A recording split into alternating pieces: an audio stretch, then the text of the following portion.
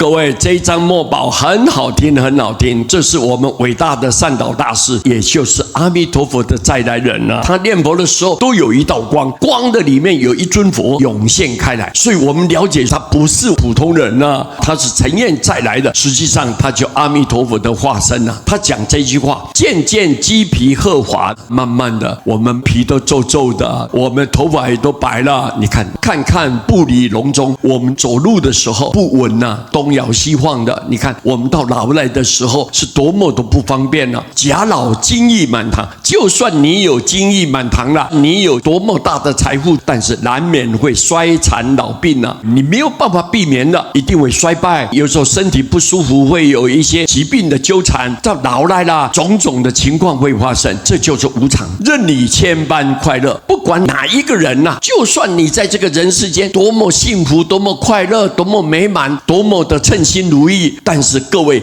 无常终是到来，有一天会变化的。有一天无常一旦到来的时候，起了变化的时候，不是你想象那么完美的时候，唯有进入修行啊，只有一条最快速的道路，最简单方便的道路来修行。怎么样跳脱无常的束缚？怎么样去做？但念阿弥陀佛，只有你念阿弥陀佛，名号你就要称念，佛就救度你，永远给你希望，永远就是要救拔你。这一张善导大师这么用心的告诉我们众生，对世间的真相，简单几句话把它看得很清楚，一点都不含糊。最后我们怎么样能够离开这个五浊恶世呢？唯有念阿弥陀佛。哦，原来如此，我们明白了。感谢善导大师，感谢阿弥陀佛。今天我们知道这个方法，我们才能跳脱生死的束缚，能够离开这个五浊恶世，跳脱生死的轮回，赶紧发愿西方。我们感谢善导大师，非常感谢阿弥陀佛。